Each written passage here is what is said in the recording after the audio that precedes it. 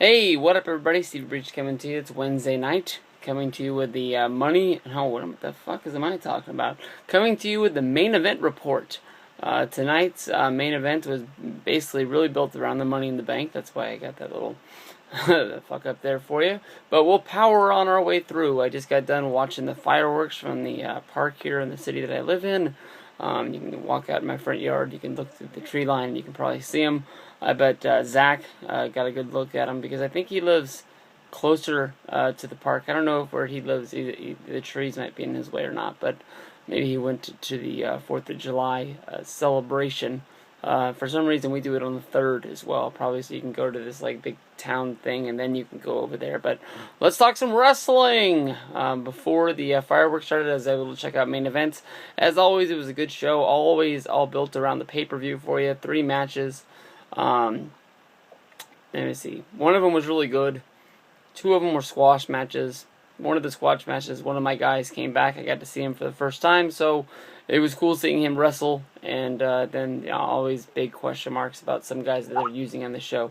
The first match of the night was Christian against Damien Sandow. On paper, honestly, I didn't think this match was going to work all that great.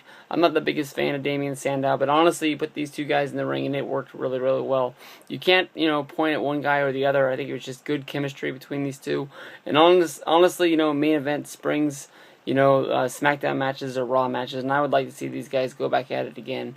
These guys fought in the ring. They fought out of the ring. They were, jumping off the top rope. Lots of action from these guys. Got to see a good nut shot by Christian, pulling Sandow into the ring ropes. Always fun to see a move like that. But good shit. I mean, honestly, I highly recommend you guys check this match out. I'm sure that they will upload the clipped version up onto the YouTube on the WWE Fan Nation account. If not, you can find it through other ways of checking it out. But damn good match. Second match of the night, Jack Swagger made his return, came back. Fought in a good match against none other than Sin Cara. Sin Cara, the whole time I was watching this match was a squash match. Swagger beat him from post to post, from bell to bell. He just cleaned house on this guy, honestly. It was nothing much more than a squash match. Made me feel really bad for Sin Cara. Sin Cara was a guy that I thought was gaining some momentum and would have been one of the guys that they could have put in this Money in the Bank match for the future stars and sort of had him do something, especially seeing how he is a guy they're paying a lot of money for to do jobs on main event. Not good.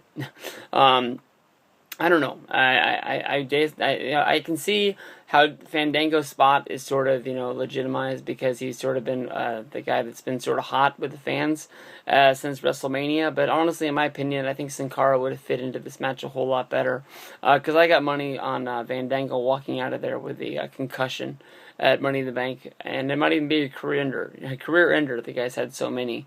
But Swagger came back. They explained his absence with that. Since he had his loss, Zeb just said, go home for a few weeks, clear your mind, and they just brought him back and he beat the shit out of Sin Cara. It's a good time to bring him back. Oh yeah, I didn't even mention, they had the Money in the Bank briefcase above the ring for all these matches, so it kind of added to it. It made it feel a little bit more special. Last match of the night was Biggie Langston going up against Kurt Hawkins. This was more of a squash than the last squash. Hawkins tried his best, but Biggie laid him out, and I think Biggie's gonna be a star. I think he's definitely a heel. If you noticed on Raw, AJ and Dolph Ziggler weren't really together, but you know that they are together. So I think Ziggler's in this weird spot where they're using him like a babyface. But any second now, I see him pulling the rug out and becoming that full-fledged heel again, and this faction can gang back up. But they wanted to do Del Rio versus Ziggler, so that's probably why they did it this way. But this was a good addition. It got me pumped for Money in the Bank. I'm surprised they have so many Money in the Bank matches for the pay-per-view already named.